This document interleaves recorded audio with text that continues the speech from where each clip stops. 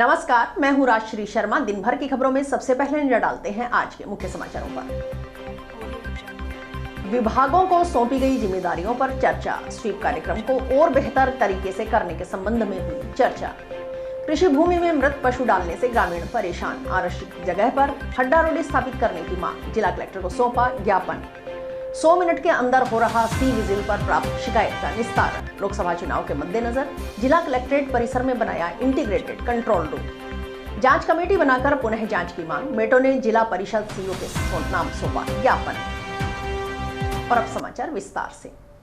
लोकसभा चुनाव 2024 में मतदाताओं को जागरूक करने के उद्देश्य से जिले में स्वीप गतिविधियों का आयोजन किया जा रहा है। स्वीप गतिविधियों को लेकर जिला परिषद सभागार में बुधवार को स्वीप नोडल अधिकारी और सीईओ सुनीता चौधरी की अध्यक्षता में बैठक का आयोजन किया गया। जिला परिषद सीईओ ने सभी अधिकारियों को सक्रियता के साथ स्वीप गतिविधियां आयोजित करने का और अधिक से अधिक मतदाताओं को जागरूक करने के निर्देश दिए। चौधरी ने बताया कि स्वीप गतिविधियों के अंतर्गत 28 और 29 मार्च को बुजुर्गों और विशेष योग्यजन मतदाताओं के लिए शिविर का आयोजन, 10 अप्रैल तक मतदाता हेल्प डेस्क की स्थापना, 5 अप्रैल तक मतदाता जागरूकता नारा लेखन, 1 अप्रैल को टेक्नोक्रेट एवं क्रिएशन प्रतियोगिता अंतर्गत मतदाता जागरूकता की छोटी छोटी वीडियो क्लिप, ग्राफिक्स, एनिमेशन तैयार किए जाएंगे। ब्लॉक स्तर पर पहले 3 प्रतिभागियों का चयन जिला स्तर पर किया जाएगा और विजेताओं को सम्मानित किया जाएगा। सीईओ ने बताया कि 2 अप्रैल को जिले के सभी कॉलेजों में मत उत्सव मत का अधिकार कार्यक्रम, 3 अप्रैल को जिले के संचालित सभी ऑटो टैक्सी बसों पर मतदाता जागरूकता पोस्टर चस्पा किए जाएंगे। 4 अप्रैल को मतदाता जागरूकता रैली एवं मानव श्रृंखला, 5 को खेलकूद प्रतियोगिताओं का आयोजन किया जाएगा। 7 अप्रैल को मेडिकल स्टाफ द्वारा रैली का आयोजन। 8 से 12 अप्रैल तक सभी राजकीय और निजी विद्यालयों में युवा संगोष्ठी और प्रश्नोत्तरी निबंध प्रतियोगिता। 8 अप्रैल को नुक्कड़ नाटक।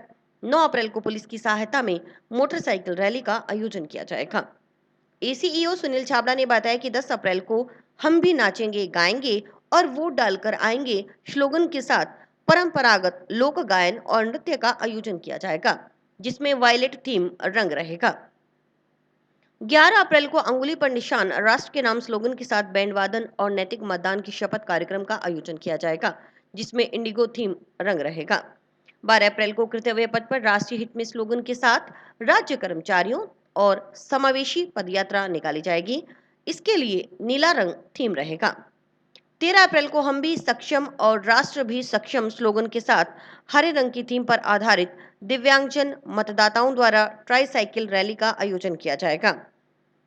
14 अप्रैल को मताधिकार का प्रयोग करेंगे, वोट करेंगे स्लोगन के साथ पीले रंग की थीम पर आधारित युवा मतदाताओं द्वारा क्विज प्रतियोगिता का आयोजन किया जाएगा। क्विज प्रतियोगिता अंतर्गत दिव्यांगजनों, बुजुर्गों, महिलाओं और युवा मतदाताओं द्वारा जागरूकता रील्स बनाकर सोशल मीडिया पर अपलोड किया जाएगा। मतदाता जागरूकता रील्स को जिला स्तर पर सम्मानित किया जाएगा। 15 अप्रैल को वोट करूंगी तभी तो बढ़ूंगी स्लोगन के साथ ऑरेंज रंग पर आधारित रंगोली व महिला मार्च का आयोजन होगा। 6 अप्रैल को जिला मुख्यालय पर पेंटिंग और फोटोग्राफी प्रतियोगिता का आयोजन किया जाएगा, जिसमें 18 आयु वर्ग तक, 29 आयु वर्ग तक और 29 वर्ष से अधिक आयु वर्ग सहित तीनों वर्गों में चयनित प्रतिभागियों को जिला स्तर पर आयोजित होने वाली प्रदर्शनी में सम्मानित किया जाएगा। जिला सूचना एवं जनसंपर्क कार्यालयों में रील्स, फोटोग्राफ, कृतियों, पोस्टर, पेंटिंग, कार्टून इत्यादि की मतदाता जागरूकता वाली प्रदर्शनी का आयोजन किया जाएगा। मीटिंग हमने लिए एक बार पुनः 21 विभागों के साथ स्वीप में कन्वर्जन करने के लिए, यानी कि सभी विभागों को अलग अलग जो जिम्मेदारियां दी हैं वो सब एक साथ टेबल पे बैठ के उस पर चर्चा करके उसको हम और बेटर उस जो भी कार्यक्रम हमने अलॉट किया है उसको हम कैसे करें, उसकी डीपली माइन्यूटली प्लानिंग की है। माननीय जिला कलेक्टर महोदय का भी जो मार्गदर्शन है और विचार है वो यही है कि ये सिर्फ एक कार्यक्रम के रूप में, छोटे से रूप में ना हो, इसमें आम जनता का झुकाव हो, लगाव हो, उस तरह से कार्य हो और उस तरह से लोगों का झुकाव इसमें बने स्वीप कार्यक्रम में, इसलिए इसकी प्लानिंग और डिटेल में करने की आवश्यकता थी, इसलिए हमने ये बैठक बुलाई थी। निर्वाचन विभाग के निर्देशानुसार जिला कलेक्ट्रेट परिसर में इंटीग्रेटेड कंट्रोल रूम बनाया गया है।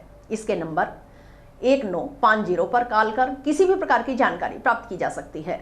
इसके अलावा जिला कंट्रोल रूम के नंबर 01552 260299 सी विजिल से प्राप्त शिकायतों मीडिया प्रकोष्ठ का इंटीग्रेटेड कंट्रोल रूम बनाया गया है। इसके अंदर अलग अलग प्रकार की शिकायतों एवं पेड न्यूज पर नजर रखी जा रही है। अभी तक सी विजिल पर कुल 142 शिकायतें प्राप्त हुई हैं। इन शिकायतों को समय पर निस्तारित किया जा रहा है। बुधवार को भी 3 शिकायतें प्राप्त हुई, तीनों को मौके पर ही निस्तारित करवा दिया गया। अतिरिक्त सूचना एवं जनसंपर्क अधिकारी राजपाल लंबूरिया ने बताया कि मीडिया प्रकोष्ठ के अलावा वेबकास्ट के लिए नाकों पर लगाए गए सीसीटीवी कैमरों की मॉनिटरिंग भी इंटीग्रेटेड कंट्रोल रूम से की जा रही है। इसके अलावा सी विजिल से जो शिकायतें प्राप्त होती हैं, उन शिकायतों का 100 मिनट में त्वरित गति से निस्तारण किया जा रहा है। शिकायत को रजिस्टर्ड व रिजेक्ट करने के लिए डेस्क पर बैठे व्यक्ति के पास 5 मिनट का समय होता है। शिकायत मिलने के बाद इंटीग्रेटेड कंट्रोल रूम से सूचना मिलने पर एफएसटी की ओर से मौके पर पहुंचकर शिकायत का निस्तारण 100 मिनट के अंदर किया जाता है।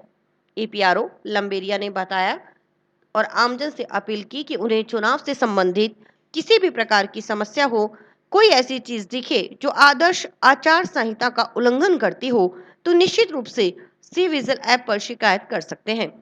शिकायतों के निस्तारण के लिए जिले के सभी विधानसभा क्षेत्रों में एफएसटी तैनात हैं। संग्रिया में 6 एफएसटी तैनात हैं।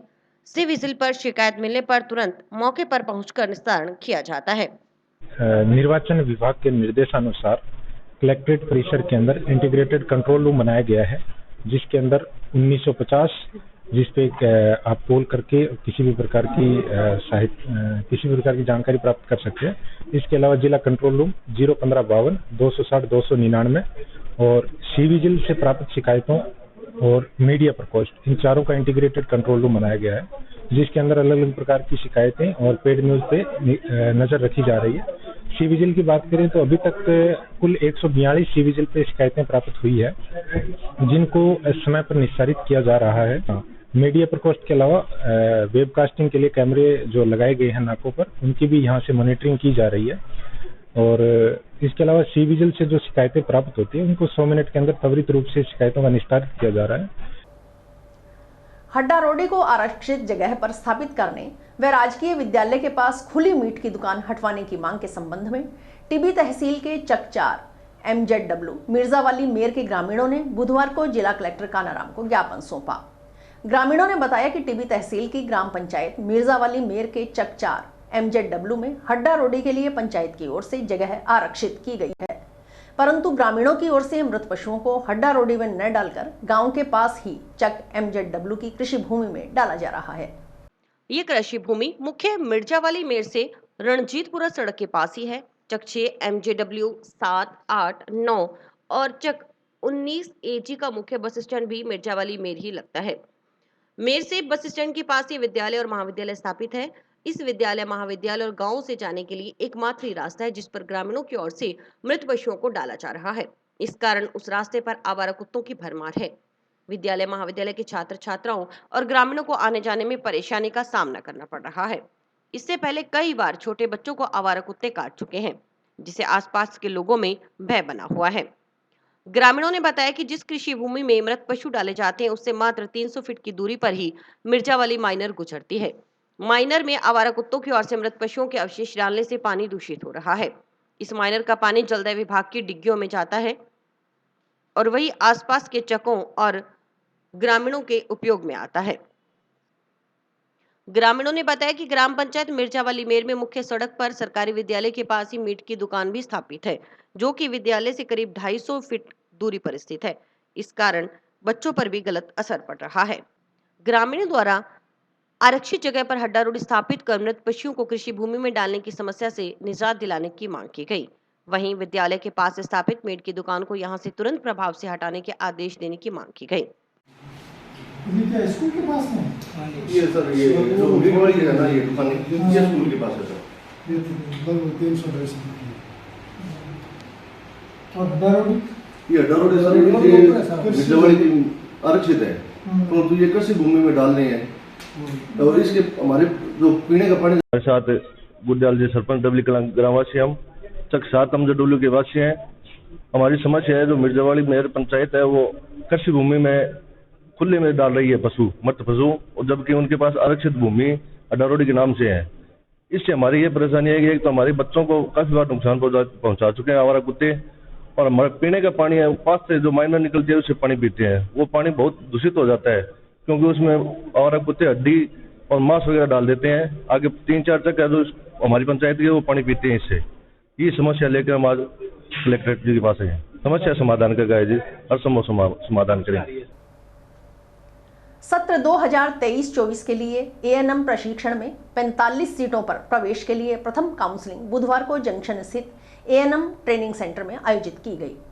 इस काउंसलिंग में सामान्य वर्ग के 88.20%, ओबीसी के 87.20, अनुसूचित जाति वर्ग के 86.80 तथा जनजाति वर्ग में 83.40% तक अंक वाले चयनित अभ्यर्थियों ने हिस्सा लिया। साथ ही आर्थिक रूप से कमजोर वर्ग के लिए 82.20, अति पिछड़ा वर्ग के लिए 84.40%, आंगनवाड़ी श्रेणी में 67.40, आशा वर्ग के लिए 52.60 एवं दिव्यांगजनों के लिए 50.60% अंक वालों ने आवेदन किया था। चयनित अभ्यर्थियों के मूल प्रमाण पत्रों की बारीकी से जांच की गई।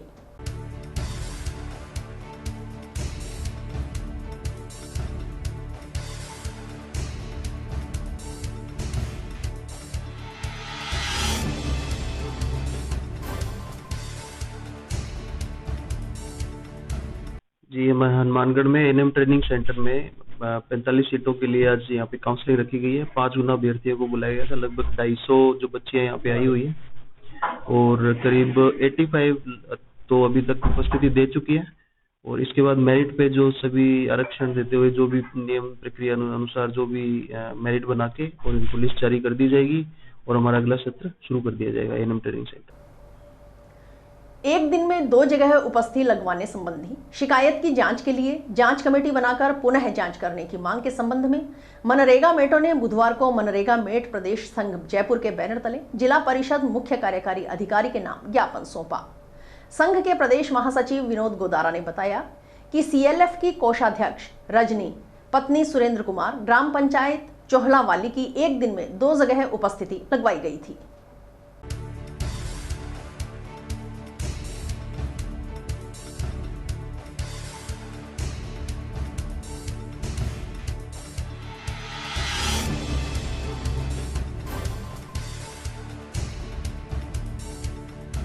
ज्ञापन ये मामला 8 फरवरी से चालू है, क्योंकि रजनी देवी सीएलएफ की कोषाध्यक्ष है, तो उसकी एक दिन में 2 जगह हाजिर लगाई गई थी, एक नरेगा में, दूसरी सीएलएफ की मीटिंग में। तो उसकी हमने शिकायत करी, उसको शिकायत को लेकर एक बार जांच भी की गई, लेकिन जांच जो की गई वो नए अतिरिक्त विकास अधिकारी आए थे कमल प्रकाश जी चौहान, उनको मामले की पूरी जानकारी नहीं थी, तो उन्होंने वो जांच वो सही तरीके से नहीं करी। फिर हमने उनसे मुलाकात करी तो बताया, तो उन्होंने कहा कि इस बात में मैं गलती मानता हूँ, सॉरी फील भी करता हूँ कि मुझे मामले का पता नहीं था। इसको लेकर हमने दोबारा सीओ मैडम को 18 मार्च को दोबारा एप्लीकेशन दी कि जो कमेटी बना करके और इसकी जांच की जाए, सिंगल अधिकारी से नहीं, जांच करो तो कमेटी बना के की जाए। तो इस पर सीओ मैडम ने आश्वस्त किया था कि कमेटी बनाकर हम इसकी जांच करेंगे। तो आज हम जिला परिषद में आए हैं, उसके बारे में पूछ रहे हैं कि क्या कुछ है क्या नहीं है। अगर ये मामला ठीक है, यहाँ करते हैं तो ठीक है, अगर ये नहीं करते हैं तो इसमें क्या है कि एक मस्टोल चलाया हुआ है 3 अगस्त से लेकर 17 अगस्त तक का, ठीक है, 3 अगस्त और 17 अगस्त ये मस्टोल चलाया हुआ है, ठीक है। इसमें क्या है कि ये सार्वजनिक पौधारोपण का मस्टोल है और इसमें एलडीसी ने खुद ने ये मस्टोल चलाया और उसने हाजिर लगाई है। तो इसमें रजनी देवी का नाम है और यहाँ 11 की 11 हाजिर लगा रखी है। 14 अगस्त की यहाँ मस्टोल में हाजिरी है और रजनी देवी की यहाँ ये देखो 14 अगस्त की ये देखो मीटिंग है नॉर्मेशन में, उसमें बैठी है। तो हम इस मामले को लेकर हाईकोर्ट में जाएंगे। अगर हम हाईकोर्ट में जाएंगे तो इस एलडीसी पर गाज गिरेगी। तो हम आपके चैनल के माध्यम से निवेदन करते हैं उच्च अधिकारियों से कि जल्द से जल्द इस पर कार्रवाई की जाए, अन्यथा जल्द ही 1-2 दिन में ये मामला उच्च न्यायालय में जाएगा। तो इस पर जो अधिकारी एलडीसी है खास तौर से और जेटीओ साहब है, उन पर बड़ी गाज गिरने वाली है। तो हमारा निवेदन है कि हमारी जांच की जाए और जो मामला है उसकी निष्पक्ष जांच करे, जो दोषी पर कार्रवाई की जाए। इन्होंने जांच करी, उस जांच से संतुष्ट नहीं उस जांच से हम संतुष्ट नहीं है, क्योंकि उसमें कमेटी बनाकर कोई जांच नहीं की गई है। सिर्फ एक सिंगल अधिकारी से जांच की है, वो भी एक नए अधिकारी आए थे और दूसरे दिन ही इसी मामले में भेज दिया। जिला प्रशासन की ओर से लोकसभा चुनाव के लिए 19 अप्रैल को होने वाले मतदान में अधिकाधिक मतदाताओं को भागीदारी सुनिश्चित करने के उद्देश्य से कई नवाचार किए जा रहे हैं। इसी कड़ी में प्रशासन की ओर से नव मतदाताओं को बूथ तक लाने के लिए पोस्ट कार्ड के जरिए निमंत्रण पत्र भेजे जाएंगे। इसके लिए प्रशासन की ओर से स्थानीय भाषा में 15,000 निमंत्रण पत्र छपवाए गए हैं। जी, कलेक्टर साहब के निर्देशानुसार एक पोस्ट कार्ड के थ्रू जो फर्स्ट टाइम वोटर हैं उनको एक निमंत्रण पत्र भेजा जा रहा है कि आप आएं, वोट करें, देश का भविष्य बने। तो उसके तहत कलेक्टर साहब ने जो हमें निर्देश दिए कि राजस्थान की लोकल भाषा में पोस्ट कार्ड को है जो छपवाना है, तो उसी के अनुरूप लोकल भाषा में 15,000 पोस्ट कार्ड छपवाए जा चुके हैं, जिनका इनॉग्रेशन कलेक्टर साहब द्वारा किया जाएगा। और पूरे बूथ जो हनुमानगढ़ डिस्ट्रिक्ट के अंदर 1308 बूथ हैं, उस बूथ में प्रति वोटर जो फर्स्ट टाइम वोटर है, उन सबको BLO के द्वारा और पोस्ट ऑफिस के द्वारा पोस्ट कार्ड द्वारा निमंत्रण पत्र दिया जाएगा। जब बाढ़ ही खेत को खाए तो भला फिर उसे कौन बचाए। जी हाँ, यही कहावत हनुमानगढ़ में जिला यातायात विभाग पर चरितार्थ होती नजर आ रही है, जहां प्रशासनिक अधिकारी खुद अपने ही प्रोजेक्ट को अपनी आंखों के सामने बर्बाद होते देख रहे हैं।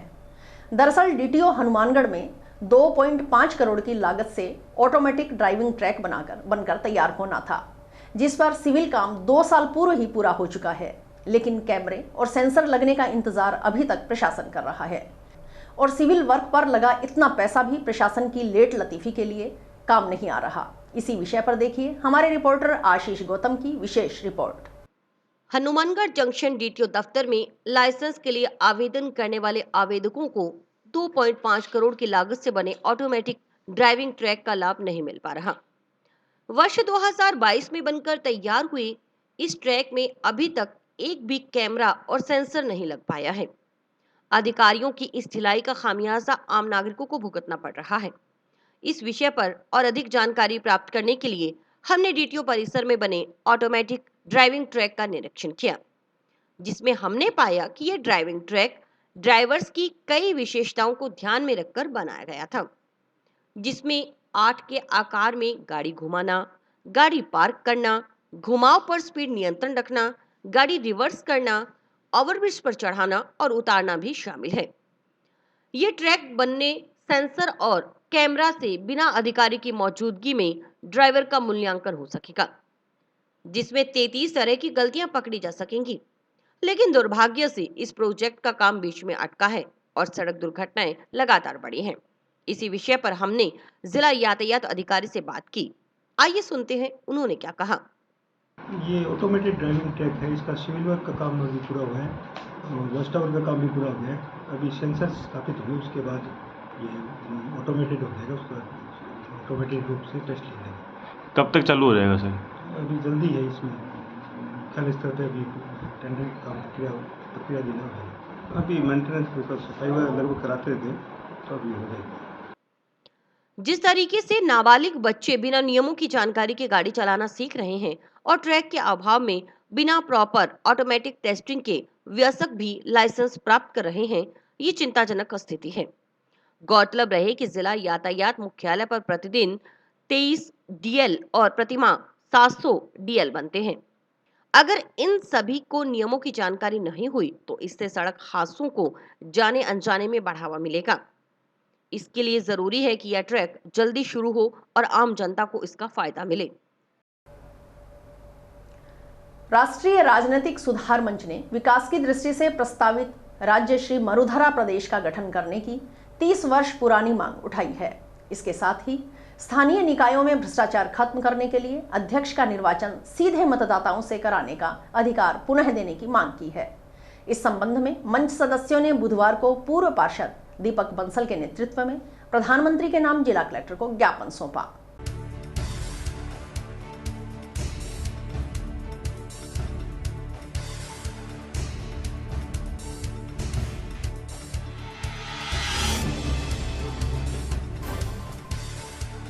माननीय मुख्यमंत्री महामहिम राष्ट्रपति प्रधानमंत्री नरेंद्र जी मोदी जी को ये ज्ञापन देने आए हैं कि हमारा प्रदेश देश में सबसे बड़ा क्षेत्रफल वाला भूभाग है, इसका विकास नहीं हो पा रहा है।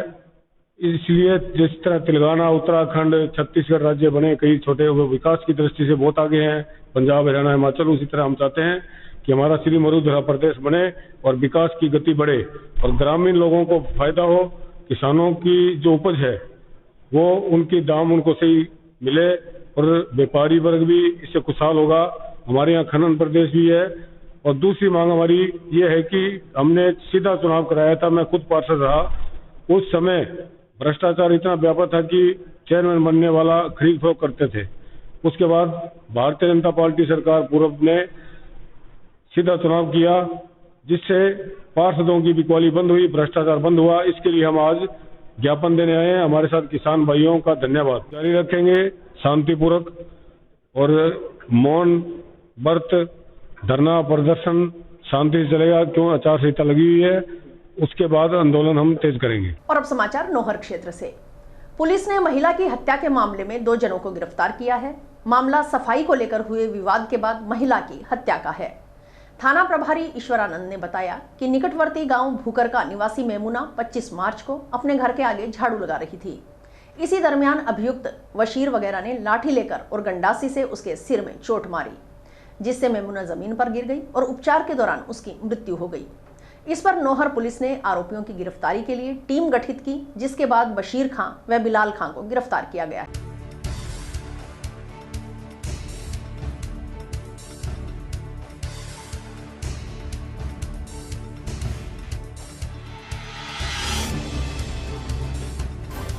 पच्चीस मार्च को गांव भूकरका के अंदर 2 पक्षों में नाली के पानी को लेकर विवाद हुआ था।